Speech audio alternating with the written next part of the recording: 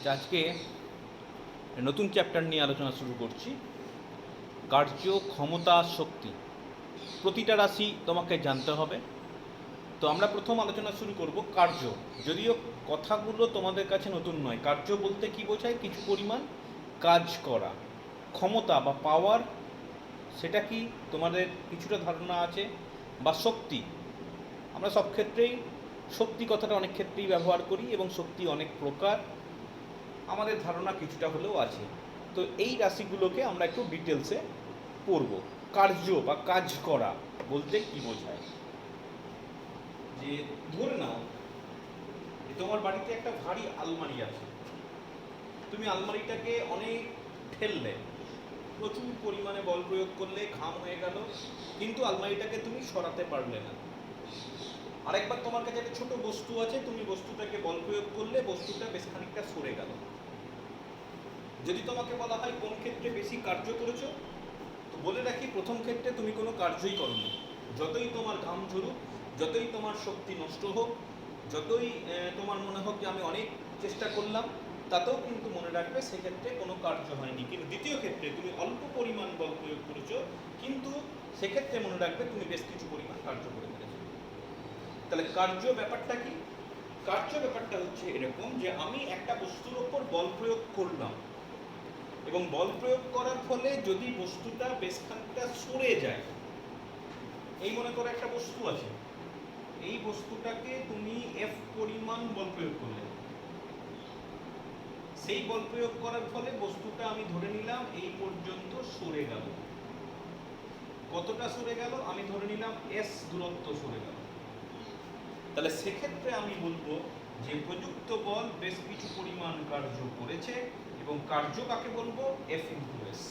অর্থাৎ আমি এফ বল দ্বারা একটা বস্তুকে যদি এস দূরত্ব সরাতে পারি, তাহলে সেক্ষেত্রে সম্পাদিত কৃতকার্য হবে প্রযুক্ত বল, এবং বলের ফলে বস্তুটার কতটা সরণ হয়েছে সে দুটো রাশির গুণফল।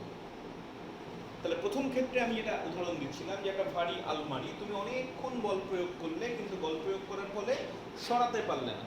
সরাতে পারলে না মানে এস ইকুয়াল টু জিরো। তাহলে সেক্ষেত্রে এস ইকুয়াল টু যদি জিরো বসাও, দেখো কার্যটা জিরো হয়ে যাচ্ছে। কিন্তু একটা ছোটোখাটো বস্তু, তার উপর সাপোজ তুমি 10 নিউটন বল প্রয়োগ করলে, তার ফলে বস্তুটা 10 মিটার সরে গেল। তাহলে সেক্ষেত্রে কৃতকার্য হয়ে যাবে 10 ইন্টু 10, 100 একক। ঠিক আছে? তাহলে মূল কথা হচ্ছে তুমি বল প্রয়োগ করার ফলে বস্তুটাকে সরতে হবে। যদি না সরে তাহলে কোনো কার্য হবে না, আর যদি একটুও সরে, অনেক পরিমাণ বল প্রয়োগ করলে একটু পরিমাণ সরলো, তাহলেও কিন্তু কার্য হবে। সংজ্ঞা যদি দিতে বলে তাহলে তুমি এভাবে বলবে যে কোনো বস্তুর ওপর বল প্রয়োগ করার ফলে যদি বলের প্রয়োগ বিন্দুর সরণ হয়, এই কথাটা দেখতে উল্লেখ করা আছে। বলের প্রয়োগ বিন্দু মানে কি? প্রথম ক্ষেত্রে তুমি বলটা প্রয়োগ করেছো এই বিন্দুতে, সাপোজ এ। বল প্রয়োগ করার ফলে কি হলো? বস্তুর ওই প্রয়োগ বিন্দুটা এইখানে সরে গেল, এ থেকে বি তে সরে গেল, তার মানে সরণ হয়েছে। তাহলে সেক্ষেত্রে আমি বলবো বল, প্রযুক্ত বল দ্বারা বেশ কিছু পরিমাণ কার্য হয়েছে। ঠিক আছে? এবার অনেক সময় দেখা যায়, তুমি এটা খেয়াল করবে, নিশ্চয়ই ধারণা আছে যে আমি যেদিকে বল প্রয়োগ করলাম সেদিকে বস্তুটা নাও সরতে পারে। হয়ে থাকে অনেক সময় যে আমি একটা বস্তু আছে, এই বস্তুটার উপর আমি এই দিকে একটা বল প্রয়োগ করলাম, কিন্তু দেখা গেল বস্তুটা এই দিকে সরে গেল। অর্থাৎ সরণ এস, আমি এফ বল প্রয়োগ করলাম, কিন্তু যেদিকে বল প্রয়োগ করেছি সেদিকে সরণ হলো না। কোন দিকে হলো? আমি এটাকে একটা যদি কোণ মতো ভাবি, সাপোজ থিটা, তাহলে সেক্ষেত্রে থিটা কোণে সরণ হলো। তাহলেও কি সেক্ষেত্রে কৃতকার্য এফএস হবে?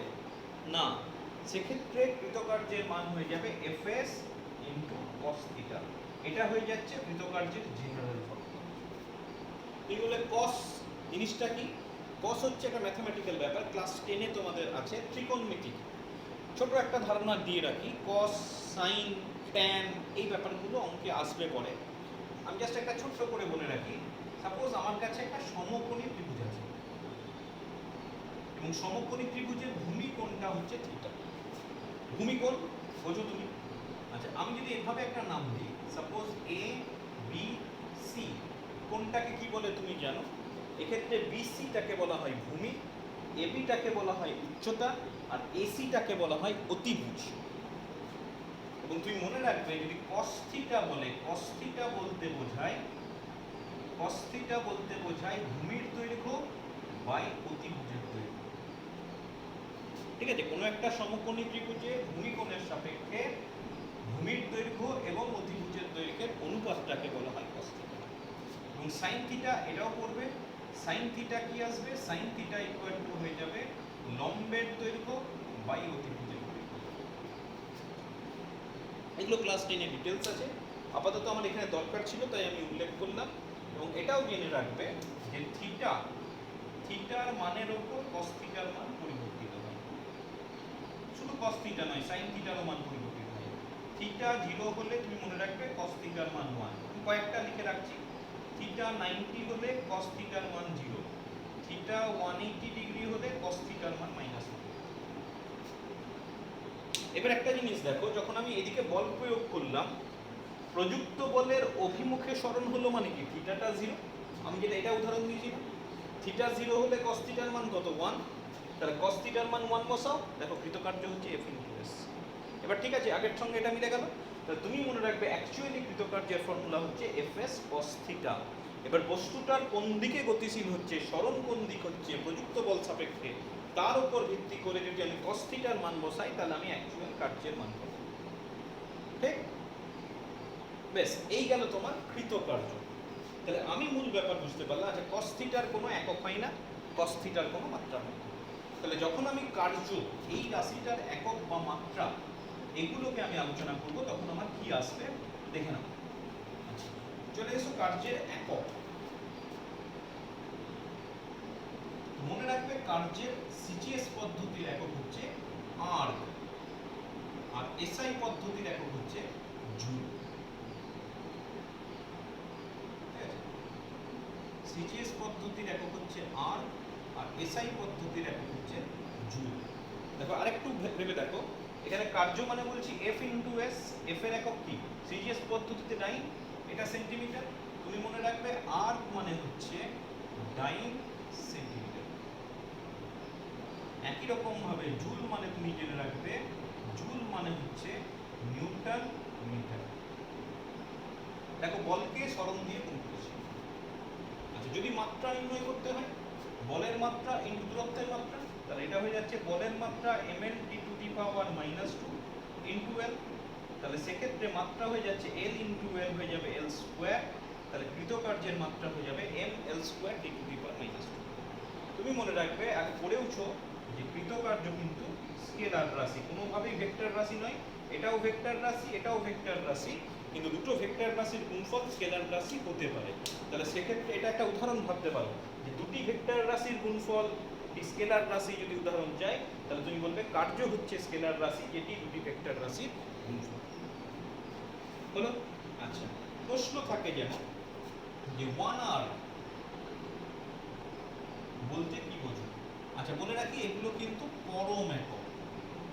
বলের সময় পরম একক, অভিকর্ষী একক এগুলো আলোচনা হয়েছিল। তো এগুলো কিন্তু হচ্ছে কৃতকার্যের পরম একক। ঠিক, আচ্ছা এবার যদি বলি তোমাকে প্রশ্ন দিলে 1r বলতে তুমি কতটা কার্য বোঝো, তখন তোমাকে এভাবে বলতে হবে যে একটা বস্তুর ওপর, যে কোনো বস্তু, একটা বস্তুর ওপর আমি এক ডাইন বল প্রয়োগ করলাম, এবং এক ডাইন বল প্রয়োগ করার ফলে বস্তুটার যদি 1 সেন্টিমিটার সরণ হয়, তাহলে সেক্ষেত্রে আমি বলবো যে ওই বল দ্বারা কৃতকার্য হচ্ছে 1 জুল।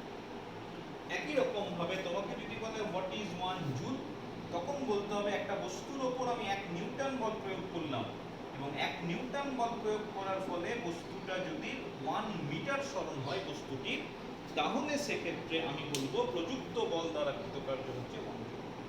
খুব সিম্পল ডেফিনিশন আছে। আচ্ছা, দুটোকে যদি কোরিলেট করতে পারো, তাহলে আমি কিভাবে রিলেট করব, বলবে 1 জুল আর 1 আর্কের মধ্যে সম্পর্ক নির্ণয় করো।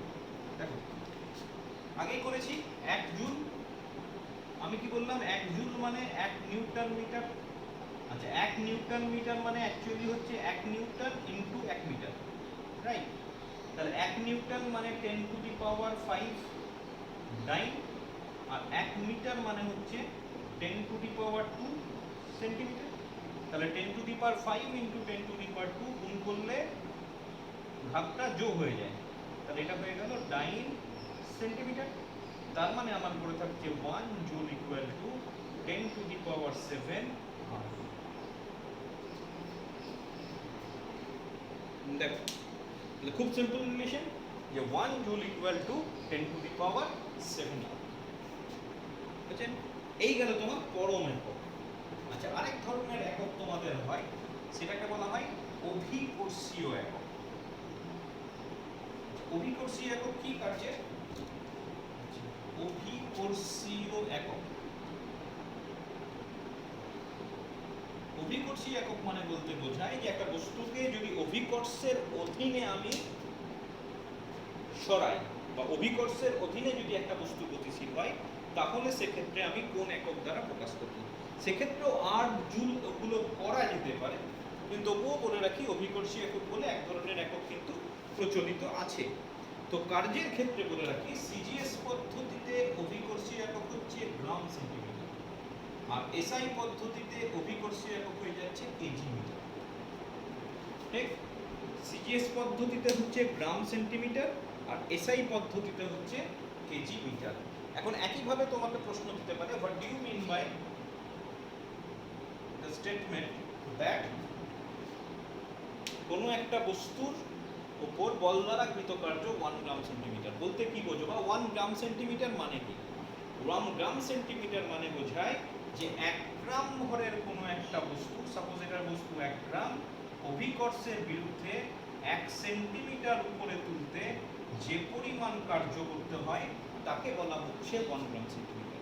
আবার বলছি যে সিজিএস পদ্ধতিতে একক হচ্ছে গ্রাম সেন্টিমিটার, এর মানে হচ্ছে 1 গ্রাম ভরের কোনো বস্তুকে অভিকর্ষের বিরুদ্ধে, আমি জানি অভিকর্ষ বলটা সবসময় নিচের দিকে কাজ করে, সেই অভিকর্ষ বলের বিরুদ্ধে 1 সেন্টিমিটার যদি উপরে তোলা হয়, তাহলে সেক্ষেত্রে আমার যে পরিমাণ কার্য করতে হয় সেই কার্যটাকে বলা হচ্ছে 1 গ্রাম সেন্টিমিটার। এবং 1 গ্রাম সেন্টিমিটার এটাকে যদি পরম এককে তুমি কনভার্ট করো, তাহলে এটা হয়ে যাবে 981 আর। ঠিক আছে?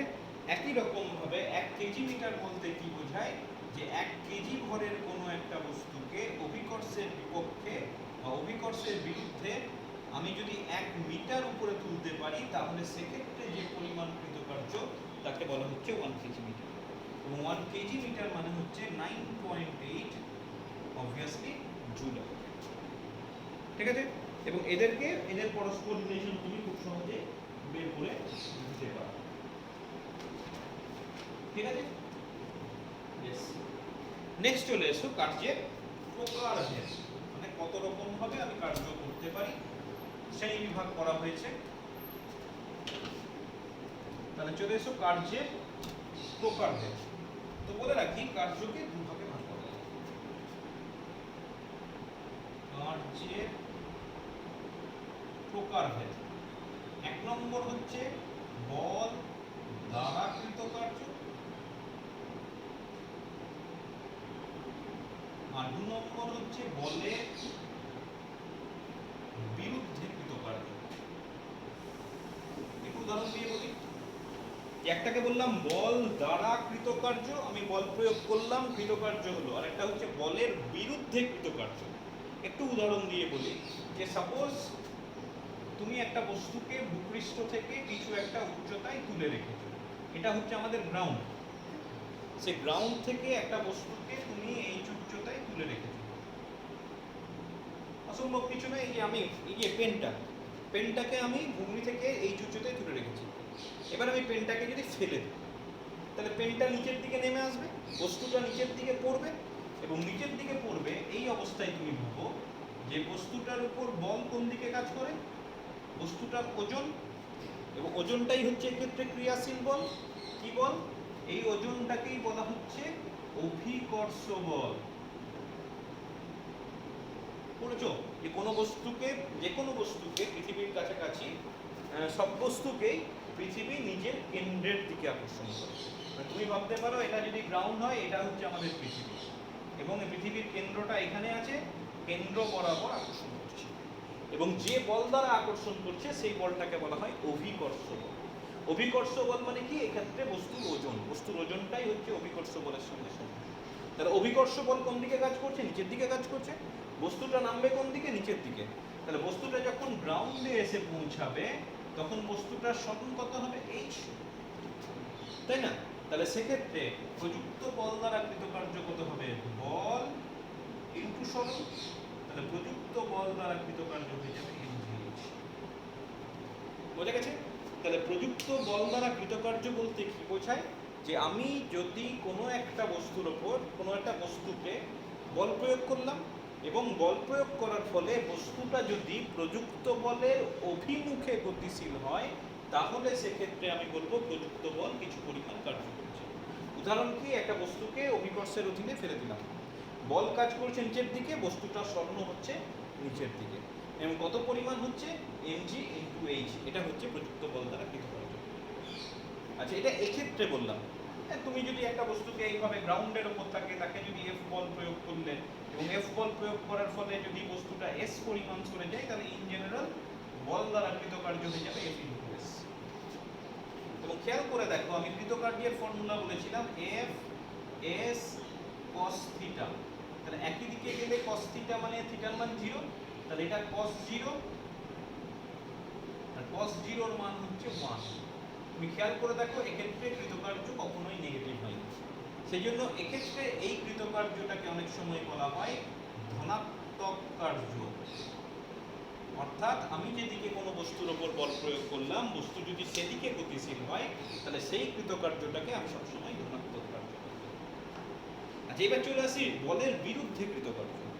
অর্থাৎ তোমার যদি এরকম ঘটনা ঘটে, আমি বস্তুটার উপর যেদিকে বল প্রয়োগ করছি বা কোনো বস্তুর ওপর যেদিকে বল প্রয়োগ হচ্ছে বস্তুটা যদি তার উল্টো দিকে গতিশীল হয়, কি বলবে তাই আবার হয় নাকি? হ্যাঁ, হতে পারে। একটা বস্তুর ওপর যেদিকে বল প্রযুক্ত হচ্ছে তার উল্টো দিকে যদি গতিশীল হয় তাহলে সেক্ষেত্রে আমি বলবো বলের বিরুদ্ধে কৃতকার্য হচ্ছে। যেমন খুব সিম্পল উদাহরণ হচ্ছে, ভূমি থেকে একটা বস্তু আছে, বস্তুটাকে তুমি উপর দিকে ছুঁড়ে দিলে, বস্তুটা উপর দিকে উঠতে লাগলো। ওই অবস্থায় বস্তুটার উপর ক্রিয়াশীল বল কি?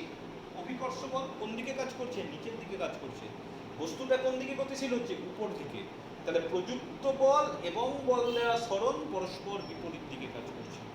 তাহলে যদি বিপরীত দিকে কাজ করে তাহলে সেক্ষেত্রে সেই কৃতকার্যটাকে আমি বলবো বলের বিরুদ্ধে কৃতকার্য। এবং এই ধরনের কৃতকার্য সবসময় ঋণাত্মক কৃতকার্য হবে। এই কৃতকার্যটাকে বলা হয় ঋণাত্মক কার্য। কিরকম? আমি একটু উদাহরণ দিয়ে দেখাই। এক্ষেত্রে কৃতকার্য কত? ক্রিয়াশীল বল F। আচ্ছা, ফর্মুলাটা একবার লিখি। ফর্মুলা হচ্ছে Fs cos 180 ডিগ্রি। তাই তো হচ্ছে এই যে দুটো, এই অ্যাঙ্গেলটা হচ্ছে 180 ডিগ্রি বল আর সরণের মধ্যে। তাহলে F হচ্ছে তোমার mg, s এর মান হচ্ছে g, আর cos 180 মানে -1। এই সব করেছিলাম, তাহলে দেখো পুরো থাকছে -1। যখনই তোমার বলের বিরুদ্ধে কৃতকার্য হবে কৃতকার্যের মান কিন্তু ঋণাত্মক হয়ে যাবে। ঠিক আছে? এই গেল তোমার বলের দ্বারা কার্য। আর একটা বললাম কি? বলের বিরুদ্ধে কৃতকার্য। আচ্ছা, এবার বলে রাখি যে কার্যহীন বল মানে অনেক ক্ষেত্রে দেখা যায় যে তুমি বল প্রয়োগ করলে কিন্তু প্রযুক্ত বল কোনোভাবেই কোনো কার্য করল না। যদি এই ধরনের ঘটনা ঘটে তাহলে সেক্ষেত্রে ক্রিয়াশীল বলটাকে বলা হয় কার্যহীন। মানে বলটা কোনো রকম কার্য করতে পারেনি। একদম প্রথমে একটা উদাহরণ দিচ্ছিলাম যে তোমার বাড়িতে একটা ভারী আলমারি আছে, তুমি সাপোজ চেষ্টা করলে আলমারিটাকে এক ঘর থেকে আরেক ঘর নিয়ে যেতে, তুমি তোমার শরীরের সমস্ত বলটা ওর উপর প্রয়োগ করে দিলে কিন্তু দেখা গেল তুমি আলমারিটাকে 1 সেন্টিমিটারও সরাতে পারলে। তাহলে সেক্ষেত্রে কৃতকার্য কত হবে? 0। এবং তুমি যে বলটা প্রয়োগ করেছো সেই বলটাকে বলা যাবে কার্যহীন। আচ্ছা, প্রযুক্ত বল কার্যহীন কিন্তু অনেক কারণে হতে পারে। যেমন আমি তোমাকে বলে রাখি যে আমার ফর্মুলা হচ্ছে W = Fs cos θ। তাই তো? এটা হচ্ছে অ্যাকচুয়াল ফর্মুলা। তাহলে আমি বল প্রয়োগ করব, তার মানে F ≠ = 0, তাহলেও কৃতকার্য 0 হতে হবে। তাহলে কৃতকার্য 0 কখন হবে? যদি 1 নম্বর যদি S 0 হয়, আরেকটা কারণে 0 হতে পারে যদি cos θ টা 0 হয়, তাই না? একটা বস্তুর ওপর বল প্রয়োগ করা হলো, তাহলেও বস্তু কৃতকার্য শূন্য হবে। কখন? বল প্রয়োগ করা হচ্ছে F নট ইকুয়াল টু 0, আমার ফর্মুলা কৃতকার্য Fs cos থিটা, তাহলে 0 কি করে হবে? যদি s টা 0 হয়ে যায় অথবা cos থিটা 0 হয়ে যায়।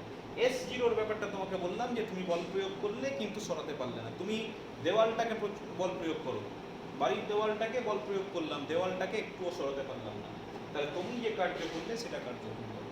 দেখো আরেকটা ব্যাপার এসছে cos থিটা 0, ছক করেছিলাম, ছকটা যদি তুমি লিখে রাখবে, ছকটা দেখবে বলা আছে থিটা 90 হলে 0। মানে কখনো যদি এরকম অবস্থা হয় যে তুমি যেদিকে বল প্রয়োগ করছো তার সঙ্গে সমকোণে বস্তুটা গতিশীল হচ্ছে, তাহলে কিন্তু সেই বলটাও কার্যহীন বল হয়ে যাবে। যেমন আমি খুব সিম্পল একটা উদাহরণ দিই, যে অনেক সময় আমরা করি কি, ভারী ব্যাগ নিয়ে হাঁটি। তো আমি ধরে নিলাম যে এটা কোথাও একটা বেড়াতে যাবে, তোমার ব্যাগ খুব ভারী হয়েছে, তুমি কুলি ডাকলে, কুলির মাথায় তোমার ব্যাগটাকে চাপিয়ে দিলে। এবার কুলি হেঁটে যাচ্ছে, আচ্ছা কুলি কোন দিকে হেঁটে যাচ্ছে? কুলি এই দিকে হেঁটে যাচ্ছে, তাহলে এটা হচ্ছে কুলির স্বরণ, সোজা আনুভূমিক দিকে হেঁটে যাচ্ছে। আচ্ছা তুমি খেয়াল করে দেখো তো, কুলির ওপর যে বলটা প্রয়োগ হচ্ছে সেই বলটা কোন দিকে কাজ করছে? ব্যাগের ওজন কোন দিকে কাজ করবে? নিচের দিকে।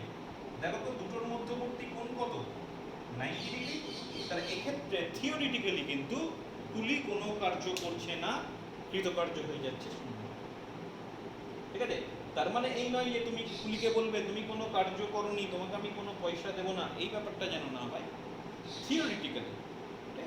থিওরিটিক্যালি ব্যাপারটা হচ্ছে, যদি প্রযুক্ত বল এবং সরণ পরস্পর লম্ব দিকে ক্রিয়া করে, তাহলে সেক্ষেত্রে বলা হয় যে প্রযুক্ত বল কোনো কার্য করেনি, এবং সেক্ষেত্রে প্রযুক্ত বলটাকে কার্যহীন বল বলা হয়। আচ্ছা আরেকটা খুব সহজ উদাহরণ দিই, বা খুব জেনারেল উদাহরণ যেটা ঘটে থাকে, যে সূর্য। আমরা জানি সূর্য কেন্দ্রে আছে এবং বিভিন্ন গ্রহ বৃত্তাকার পথে সূর্যের চারদিকে আবর্তন করছে। আমি ধরে নিলাম আমাদের পৃথিবীর কথাই ভাবলাম, যে কোনো গ্রহের ক্ষেত্রে প্রযোজ্য। যদিও তোমাকে আমি বলে রাখি, এই যে বললাম বৃত্তাকার পথে ঘুরছে, এটা কিন্তু সর্বৈব সত্যি নয়। কোনো গ্রহই সূর্যকে কেন্দ্র করে বৃত্তাকার পথে ঘোরে না। তারা যে পথে ঘোরে সেটা হচ্ছে একটা উপবৃত্তাকার পথ, ইলিপ্টিক্যাল অরবিট। এটা মনে রেখো, পরবর্তীকালে আবার আলোচনা হবে। আচ্ছা এক্ষেত্রে তুমি ভাবো যে বল আর সরণ কিভাবে লম্ব হচ্ছে। তো মনে রাখবে, একটা বস্তু যখন বৃত্তাকার পথে ঘুরে, আর তুমি এভাবেও ভাবতে পারো যে দুটো বস্তু, তাদের মধ্যে একটা মহাকর্ষ বল কাজ করে। নিউটন বলেছিলেন মহাকর্ষ বল কোন দিকে কাজ করে? সংযোজক সরলরেখা বরাবর। যে দুটো বস্তুর কথা বলা হবে সেই দুটো বস্তুর সংযোজক সরলরেখা বরাবর মহাকর্ষ বল কাজ করে। তাহলে সূর্যকে পৃথিবীর সঙ্গে যোগ করে দিলাম একটা সরলরেখা বরাবর। পৃথিবীর ওপর যে মহাকর্ষ বলটা কাজ করবে সেটা সূর্যের দিকে, আর সূর্যের ওপর যে মহাকর্ষ বল কাজ করবে সেটা পৃথিবীর দিকে, পরস্পরকে আকর্ষণ করছে। তো আমি এখানে পৃথিবীর কথা ভাবতে চাইছি, তাহলে পৃথিবীর ওপর বল কোন দিকে? এদিকে। আচ্ছা সরণ, তুমি সবসময় মনে রাখবে, যখন একটা বস্তু বৃত্তাকার পথে ঘুরে, অ্যান্টি ক্লকওয়াইজ ঘুরছে, সাপোজ এইভাবে ঘুরছে, তুমি মনে রাখবে সেক্ষেত্রে বস্তুটির সরণ, রৈখিক সরণ বা রৈখিক বেগ যে কোনো মুহূর্তে ওই বৃত্তাকার পথের স্পর্শক বরাবর কাজ করে। মানে যখন এখানে এলো স্পর্শকটা এদিকে কাজ করছে, তাহলে এটা হচ্ছে সরণের অভিমুখ। দেখো মধ্যবর্তী কোণ 90 ডিগ্রি। যখন পৃথিবী এই অবস্থানে আসবে, সরণটা এই দিকে কাজ করবে, ক্রিয়াশীল বলটা দেখো এইদিকে কাজ করবে, মধ্যবর্তী কোণ 90 ডিগ্রি। যখন ওই গ্রহটা এখানে আসবে, সরণটা কাজ করবে এই বরাবর, দেখো বলটা কাজ করছে এই বরাবর, দেখো 90 ডিগ্রি। তার মানে গতিপথের যে কোনো বিন্দুতে ক্রিয়াশীল বল এবং সরণ পরস্পর লম্ব। তাহলে সেক্ষেত্রে পৃথিবীর ওপর ক্রিয়াশীল মহাকর্ষ বল একটি কার্যহীন বল। শুধু পৃথিবী নয়, যে কোনো গ্রহের ক্ষেত্রে কিন্তু ব্যাপারটা। উপবৃত্তাকার পথ হলেও কিন্তু একই ঘটনা ঘটবে, যদিও মনে রাখবে বৃত্তাকার পথ নয়, আমরা বৃত্তাকার পথ ধরে নিই, কারণ বৃত্তাকার পথ ধরে নিয়ে আমার ক্যালকুলেশনটা অনেকটা সহজ হয়। বেশ, তাহলে এই গেল তোমার কার্যহীন বল, যে আমি বল প্রয়োগ করব কিন্তু কার্য হবে না। তার জন্য দুটো শর্ত, আবার বলছি, একটা হচ্ছে আইদার ডিসপ্লেসমেন্ট মাস্ট বি 0, সরণটা শূন্য হতে হবে, অথবা cos থিটা মাস্ট বি 0 বা থিটা ইকুয়াল টু 90। এই দুটো শর্ত যদি মেনে চলে, তাহলে সেক্ষেত্রেও কিন্তু কৃতকার্য শূন্য হতে পারে। কার্য সম্পর্কে তোমাদের মোটামুটি এইটুকুই দেওয়া আছে। কার্য সম্পর্কে আমি আলোচনা শেষ করলাম, এটা দিয়ে অঙ্ক থাকতে পারে। আচ্ছা, অঙ্ক কিন্তু বলে রাখি তোমার এই একটাই ফর্মুলা দিয়ে অঙ্ক হতে পারে। তাও বলে রাখি তোমাদের যা অঙ্ক তাতে সবটাই এফ ইন্টু এস কস থিটাটাকে আনা হবে না, কারণ ধরে নিচ্ছে ক্লাস 9-এ তোমার কস থিটা সম্পর্কে জানা নেই। যদি দেওয়া থাকেও তুমি মনে রাখবে ওই তিনটে যেটা আমি লিখে দিয়েছি ওই তিনটে কস থিটার মানের উপরই হবে। তো আমি দেখেছি আসে না। আচ্ছা, কয়েকটা অঙ্ক করা যাক। অঙ্ক কি দেওয়া থাকবে? আইদার এফ আর এস দেওয়া থাকবে, ডব্লিউ বের করতে হবে, অথবা এফ আর ডব্লিউ দেওয়া থাকবে, এস বের করতে হবে, অথবা ডব্লিউ আর এস দেওয়া থাকবে, এফ বের করতে হবে। এই হচ্ছে তোমার অঙ্ক। তিনটে রাশি, দুটো রাশি দেওয়া থাকবে, 3 নম্বর রাশিটা বের করতে হবে। আচ্ছা, কিরকম অঙ্ক কয়েকটা করা যাক। বলছে একটা বস্তুর ওপর 2 নিউটন বল প্রয়োগ করা হলো, তাহলে বস্তুর ওপর ক্রিয়াশীল বল 2 নিউটন। এর ফলে বস্তুটি সরণ হয় 50 সেন্টিমিটার। মানে এরকম একটা বস্তুর হবো, এর উপর আমি 2 নিউটন বল প্রয়োগ করলাম, বল প্রয়োগ করার ফলে বস্তুটা 50 সেন্টিমিটার সরে গেল। তার মানে সরণ হচ্ছে 50 সেন্টিমিটার। আচ্ছা, এটা নিউটন এসআই, এটা সেন্টিমিটার, তাহলে প্রথমেই তোমার কাজ হচ্ছে ইউনিটগুলো সেম করে দিতে হবে। সেন্টিমিটারটাকে মিটারে করে দিলাম, করেছে কৃতকার্য কত? খুব simple, W equal to F into S, তাহলে 2 ইন্টু 0.5 একক কি হবে? এসআই পদ্ধতি, তাহলে জুল, তারপর পরে থাকছে 1। সিম্পল, তাই না? আচ্ছা, পরের অঙ্কটা চলে আসি। বলেছে 100 গ্রাম ভরের একটি বস্তু, এরকম একটা বস্তু আছে যার ভর হচ্ছে 100 গ্রাম। আমি নিচে লিখে দিলাম যে M ইকুয়াল টু হচ্ছে 100 গ্রাম। ছবি আঁকার দরকার নেই, তোমার আইডিয়া দেওয়ার জন্য তোমাকে আঁকছি, তুমি যদি বুঝে যাও অযথা ছবি আঁকার দরকার নেই। কি বলছে? অভিকর্ষের বিরুদ্ধে 2 মিটার উপরে তুললাম।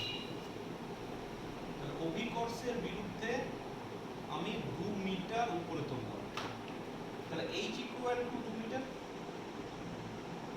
তোমাকে প্রশ্ন দিয়েছে কি পরিমাণ কার্য করতে হবে, দেওয়া আছে G সমান 9.8 মিটার পার সেকেন্ড। দেখো, এক্ষেত্রে সরাসরি F বলা নেই, কিন্তু তুমি জানো Fটা কি হবে, বা সরাসরি আমি বলতে পারি এক্ষেত্রে কৃতকার্যের ফর্মুলা আমি প্রমাণ করে দিয়েছি। F ইকুয়াল টু কত হবে? mg into h। এটা হচ্ছে তোমার ক্রিয়াশীল বল, আর এইচটা হচ্ছে তোমার সরণ।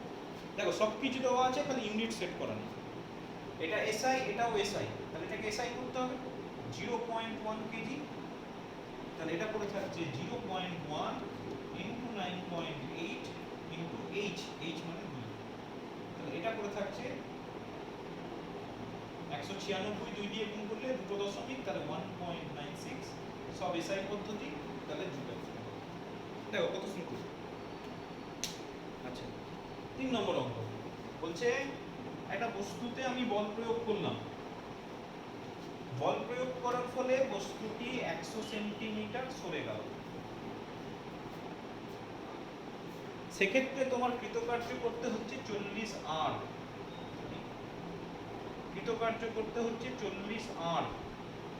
তোমাকে প্রশ্ন দিয়েছে কি পরিমাণ বল প্রযুক্ত করতে হবে। ওই যে বললাম দুটো দেওয়া থাকবে, তো এখানে F দেওয়া নেই, W আর S দেওয়া আছে, তাহলে এই ফর্মুলায় মান বসিয়ে দেবে। কি আছে? W, W এর জায়গায় হচ্ছে 40, F এর মান দেওয়া নেই, S এর মান হচ্ছে 100।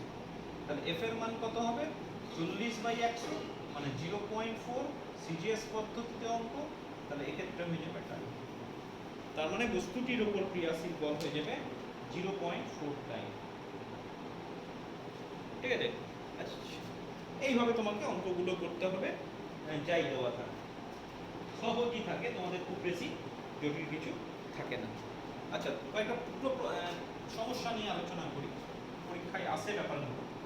যে দড়ি টানাটানি খেলা, দড়ি টানাটানি খেলা সম্পর্কে তোমাদের আইডিয়া আছে? কি হয়? একটা লম্বা দড়ি থাকে, এদিকে একটা দল থাকে, সাপোজ এটা বি দল আর এটা এ দল। দুটো দলই দড়িকে টানবে, এ দল এদিকে টানবে, বি দল এদিকে টানবে। মাঝখানে একটা লাল ফিতে বেঁধে দেওয়া থাকে, আর এখানে একটা দাগ করা থাকে, রেঞ্জ করা থাকে। মানে ওই লাল দাগটা যদি এদিকে চলে আসে তাহলে এ দল জিতে যাবে, আর লাল দাগটা যদি এদিকে চলে যায় তাহলে বি দল জিতে যাবে।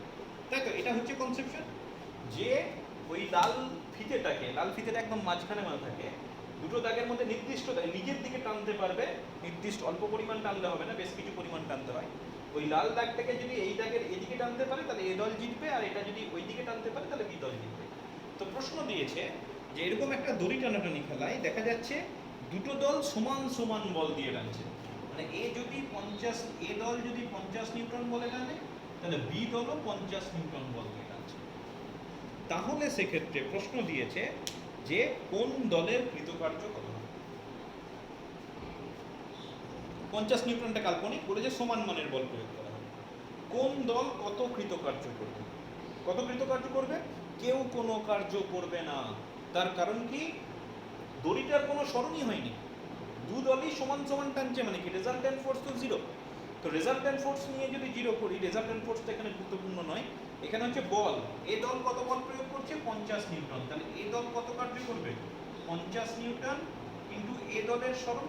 এবার এ দল কতটা সরেছে? সমান সমান টানছে, তো এ তো সরতেই পারেনি, বি দলও সরতে পারেনি, এই লাল দাগটা একদম মাঝখানেই আছে, কোনোভাবে সরেনি। তাহলে 50 নিউটন ইন্টু জিরো। বি দল কত কাজ করবে? এও 50 নিউটন ইন্টু জিরো। তাহলে এ দলও কোনো কার্য করবে না, বি দলও কোনো কার্য করবে না, কারণ দুটো দলের কেউই দড়িটাকে সরাতে পারে না, দড়িটার কোনো দিকে কোনো সরণ হয়নি। তাহলে জিরো। এখানে 50 দেওয়া ছিল না, সাপোজ সমান পরিমাণ, তাহলে এফ লিখবে, এফ ইন্টু জিরো সমান জিরো, এফ ইন্টু জিরো সমান জিরো। আচ্ছা, এবার বলছে অন্য একটা অঙ্কে অসমান বলের কথা বলে দিয়েছে। সাপোজ এরকম বলেছে যে এ দল 10 নিউটন বল দিয়ে টানছে আর বি দল 12 নিউটন বল দিয়ে টানছে। এবার কিন্তু এদিক ওদিক হয়ে যাবে, এ দল 10 নিউটন বল দিয়ে টানছে, বি দল 12 নিউটন বল দিয়ে টানছে। প্রশ্ন দিয়েছে কে ধনাত্মক কার্য করছে, কে ঋণাত্মক কার্য করছে, মানে কোন দলের দ্বারা কৃতকার্য ধনাত্মক আর কোন দল দ্বারা কৃতকার্য ঋণাত্মক। দেখো, তাহলে 12 নিউটন বল দিয়ে টানছে মানে বেশি বল দিয়ে টানছে, তাহলে একটা রেজাল্ট্যান্ট ফোর্স থাকবে, লব্ধি বল, এবং সেক্ষেত্রে কি হবে? বি দল জিতে যাবে, তাই না? বি দল বেশি বল প্রয়োগ করছে, তাহলে বি দল জিতে যাবে। বি দল জিতে যাবে মানে কি? বি দলের সরণ কোন দিকে হবে? এইদিকে হবে, নিজের দিকে সরে যাবে, তবেই না? আর এ দল কোন দিকে সরবে? এ দলও তোমার এদিকে সরবে, মানে সমগ্র সিস্টেম, টোটাল সিস্টেম, টোটাল দলটা সবাই এই দিকে মুভ করবে, তাই না? আবার ভেবে নাও গোটা জিনিসটা, যে দুদিকের থেকে দড়ি টানাটানি খেলা হচ্ছে, একটা দল 10 নিউটন বলে টানছে, টানার চেষ্টা করছে, আর ওই দিকের দলটা 12 নিউটন বল দিয়ে টানছে। তাহলে যে 12 নিউটন বল দিয়ে টানবে সেই দলটা জিতে যাবে।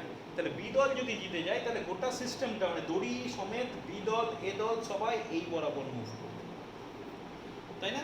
তাহলে এবার এ দলের কথা ভাবো, এ দলের ক্ষেত্রে বল প্রয়োগ করছে কোন দিকে? এইদিকে 10 নিউটন, সরে যাচ্ছে কোন দিকে? এইদিকে। এটা হচ্ছে সরণ আর এটা হচ্ছে ফোর্স। তাহলে সরণ আর বল পরস্পর বিপরীতমুখী হচ্ছে, তাহলে পরস্পর বিপরীতমুখী হলে কি হয়? কৃতকার্য ঋণাত্মক। আর বি দলের ক্ষেত্রে কি হচ্ছে?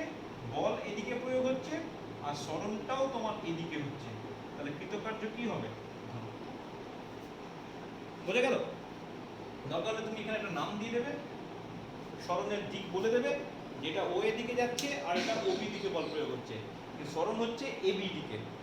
তাহলে সেক্ষেত্রে নাম দিয়েও করে দেওয়া যেতে পারে, অথবা এবার ছবিও দিয়ে দিতে পারো, ছবি দিয়ে দেখিয়ে দিতে পারো। এ দলের ক্ষেত্রে প্রযুক্ত বল এবং সরণ বিপরীতমুখী, কৃতকার্য ঋণাত্মক। বি দলের ক্ষেত্রে প্রযুক্ত বল এবং সরণ একই অভিমুখী, সুতরাং বি দল দ্বারা কৃতকার্য ধনাত্মক। বোঝা গেছে? এই গেল তোমার বলের দ্বারা কৃতকার্য, এক ক্ষেত্রে বলের দ্বারা হয়েছে, এক ক্ষেত্রে বলের বিপক্ষে হয়েছে। কৃতকার্য নিয়ে আমি আর কোনো আলোচনা করব না, নেক্সট আলোচনায় চলে যাচ্ছি, যেটা হচ্ছে ক্ষমতা, বা ইংরেজিতে বলা হয় পাওয়ার। ক্ষমতা কাকে বলে? তুমি মনে রাখবে, ক্ষমতা হচ্ছে কার্য করার হার, কার্য করার হার, rate of change of work.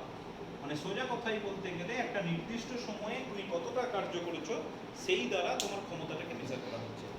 আর ম্যাথমেটিকে বলা হয় ক্ষমতা ইকুয়াল টু কার্য বাই সময়। অর্থাৎ তুমি যদি টি সময়ে ডব্লিউ পরিমাণ কার্য করো, তাহলে ক্ষমতা পি ইকুয়াল টু হয়ে যাবে ডব্লিউ বাই। তাহলে ডব্লিউটা যদি তুমি বের করতে পারো, তাহলে ক্ষমতাও তুমি খুব সহজে বের করতে পারো, তাই না? বেশ, আমি যদি এবার ফর্মুলায় বসে কি হয়, এটা হয়ে যাচ্ছে F into x by T. এবার এক্স বাই টি সরণ বাই সময়, সরণ বাই সময় মানে কি গো? বেগ। তাহলে আমি বলতে পারি ক্ষমতা ইকুয়াল টু বল ইন্টু বেগ। একক কি হবে?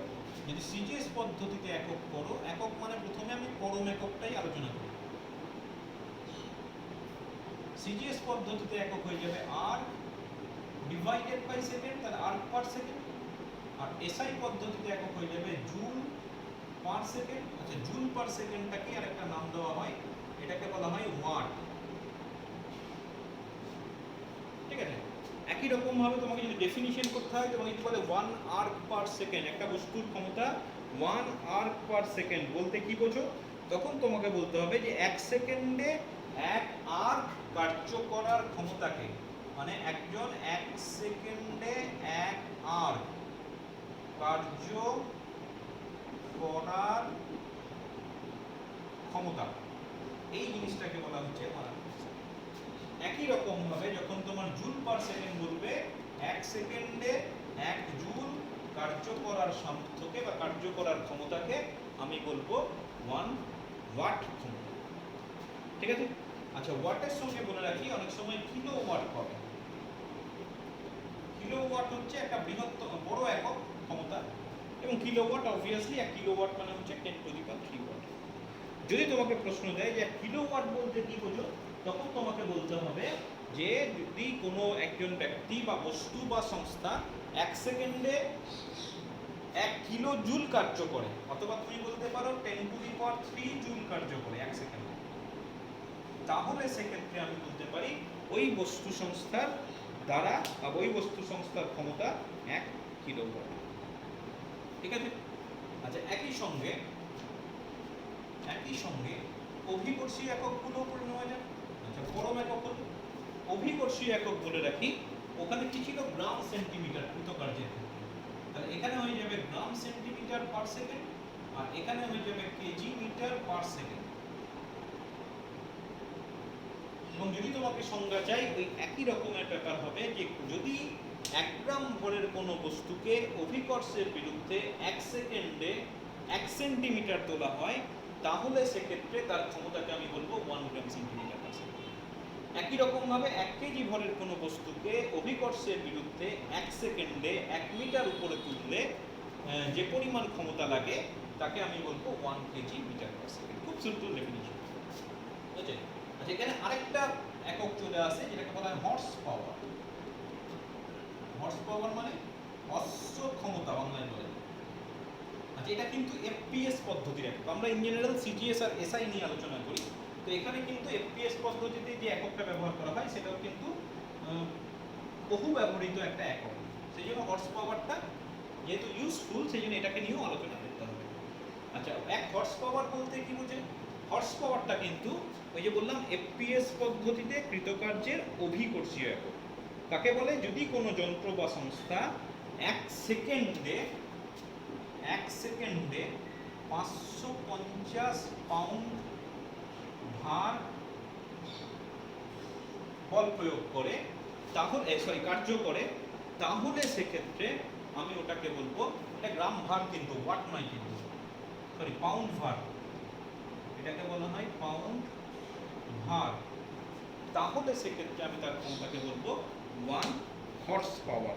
কোনো যন্ত্র বা সংস্থা যদি 1 সেকেন্ডে 550 ফুট পাউন্ড পরিমাণ কার্য করতে পারে, এটা কিন্তু কার্যের অভিকর্ষীয় একক এফপিএস পদ্ধতি। তাহলে 1 অশ্ব ক্ষমতা, সেক্ষেত্রে যদি আমি সিজিএস বা এসআই পদ্ধতিতে যেতে যাই, তাহলে আমি এটাকে লিখতে পারবো 1 অশ্ব ক্ষমতা মানে হচ্ছে 550 foot pound per second, foot pound ভার পার সেকেন্ড। ঠিক আছে, খেয়াল রাখবে ফুট পাউন্ড ভার, ডাব্লিউটি মানে কিন্তু ওয়াট নয় এক্ষেত্রে। দরকার হলে তুমি এখানে ভার লিখে দেবে, পাউন্ড, এলবি মানে পাউন্ড, ভার পার সেকেন্ড। তার মানে আমি এটাকে এইভাবে লিখতে পারি 550 ইন্টু 1 ফুট ইন্টু 1 পাউন্ড ভার ইন্টু 1 সেকেন্ড ইনভার্স। আচ্ছা, এবার এক এক করে কনভার্ট করো। 550 থাকলো, 1 ফুট মানে হচ্ছে 30.48 সেন্টিমিটার, এটা 1 ফুটের জন্য হলো, রাইট? এবার 1 পাউন্ড, পাউন্ড মানে মনে রাখবে 453.6 গ্রাম ভার ইন্টু 1 সেকেন্ড ইনভার্স। ঠিক আছে, দেখো এটা করে থাকছে 550 ইন্টু 30.48 ইন্টু 453.6। আচ্ছা এখানে সেন্টিমিটার ছিল, সেন্টিমিটার থাকলো। আচ্ছা গ্রাম ভারটাকে তোমাকে যদি ডাইনে যেতে হয় তাহলে 981 করতে হয়।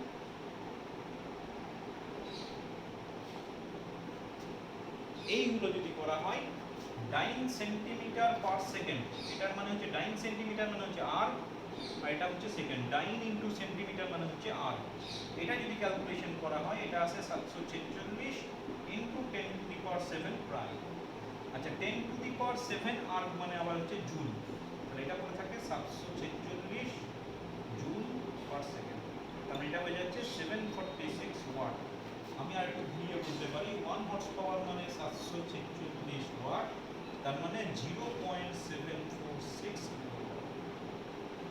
পরীক্ষায় খুব নির্ণয় করতে দেয়, দেখাও এক অশ্বক্ষমতা ও ওয়াটের মধ্যে সম্পর্ক নির্ণয় করো। তখন তোমাকে এটা খুব ভুলিয়ে যায়, গোটা ব্যাপারটা ভালো করে লিখে লিখে ইউনিটগুলো লিখে লিখে করবে, তবেই ঠিকঠাক আসবে। ফুট পাউন্ড ভার পার সেকেন্ড, ফুটটাকে সেন্টিমিটারে করতে হবে, পাউন্ড ভারটাকে প্রথমে গ্রাম ভার করতে হবে, সেই গ্রাম ভারটাকে তারপরে ডাইনে কনভার্ট করতে হবে, শেষে 8 পার সেকেন্ড যখন আসবে শেষে আবার জুল পার সেকেন্ড করতে হবে। ভালো করে দেখে রাখবে, তবে করা যাবে।